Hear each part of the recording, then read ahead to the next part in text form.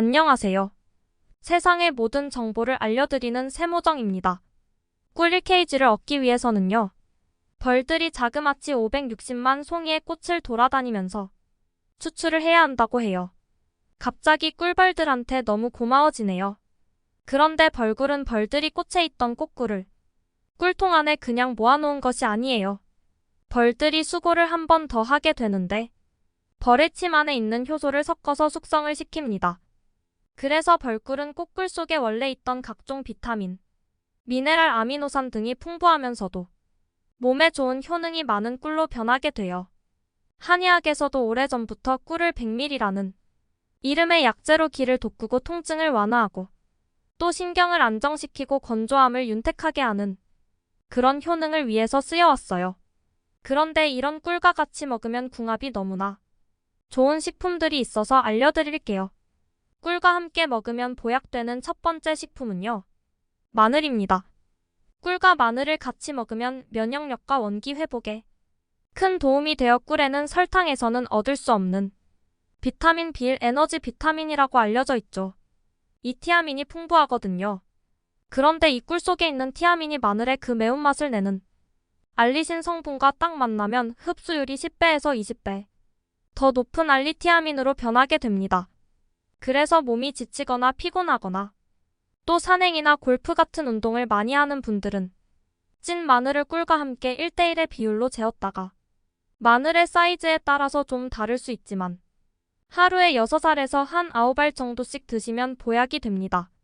마늘은 이미 타임지가 선정한 10대 건강식품으로 알려져 있으면서 자체로 항균 작용 또 면역력 강화에 탁월한 효능이 있기는 한데 매운맛 때문에 먹기 좀 어려울 수 있죠. 그런데 꿀과 함께 먹으면 그 자극적인 맛과 향이 감소하기 때문에 훨씬 더 편하게 먹을 수 있는 장점이 있습니다.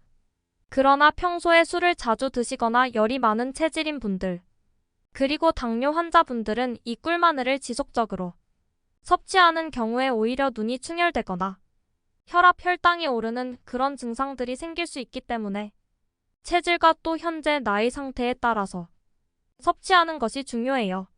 찬바람만 불면 기침하고 또 가래 끓는 분들 있으신가요? 꿀과 함께 이것을 먹으면 기침 가래를 잠재우는 보약이 되는데요. 바로 생강입니다. 생강을 잘게 다져서 좋은 꿀에 재워두었다가 아침에 한 스푼씩 따뜻한 물에 타서 드세요. 찬 공기가 코를 통해서 바로 들어오면 냉하기 때문에 기관지 근육이 수축하면서 기침을 하게 되는 것인데 생강은 온폐화음 즉 폐기관지로 가는 혈류를 촉진시키고 냉에서 물처럼 생기는 묽은 가래를 말려주는 효능이 있습니다. 꿀은 건조한 호흡기 점막을 보습하는 작용이 있기 때문에 꿀과 생강이 만나면 폐를 따뜻하고 또 촉촉하게 만들어서 만성 기침에 보약이 됩니다. 다만 꿀생강을 드실 때에도 주의할 점이 있는데요.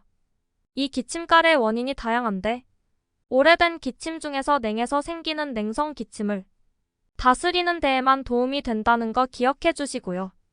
이외에 급성상기도 감염으로 인한 기침이나 감기로 열이 끓으면서 하는 기침에 드시면 안 되고요. 또 평소에 열이 많은 재질 당뇨 환자분 역시 섭취에 주의가 필요합니다. 그리고 먹는 타임도 중요해요. 꿀생강은 저녁에 드시면 안 되고 아침에 드셔야 합니다.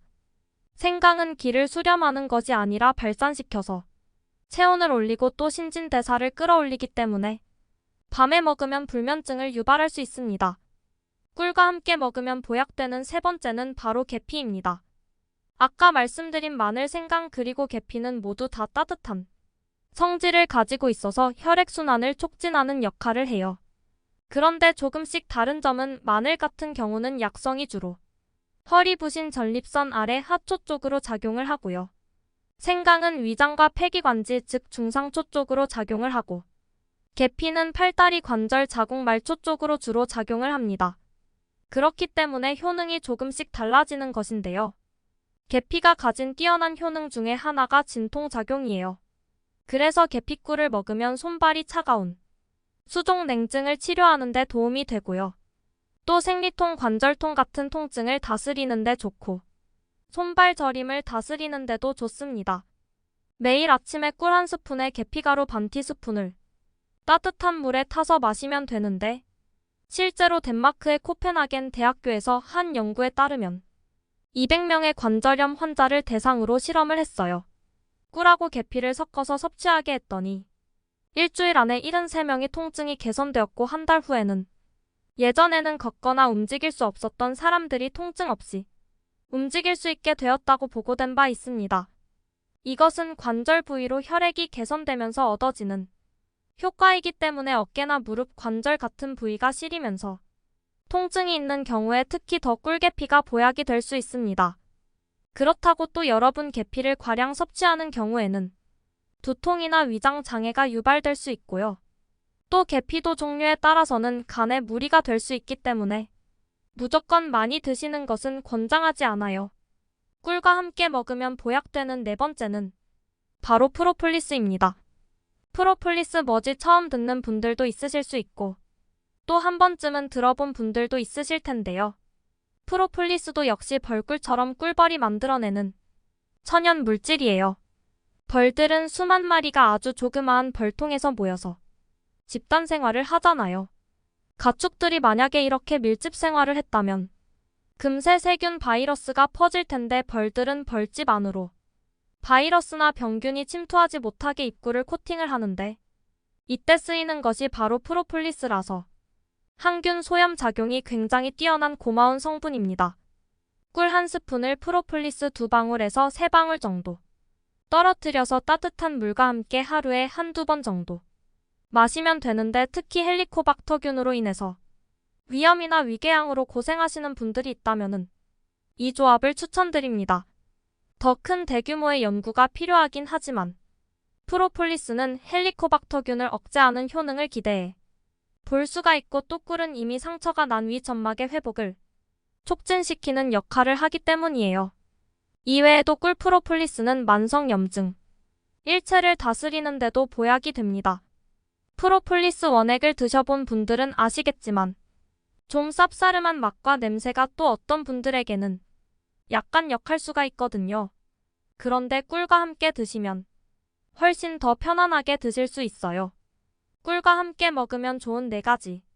마늘, 생강, 계피, 프로폴리스 알려드렸습니다. 이상 세상의 모든 정보를 알려드리는 세모정이었습니다. 끝까지 시청해주셔서 감사합니다. 구독과 좋아요, 알림 설정은 사랑입니다. 헤헤.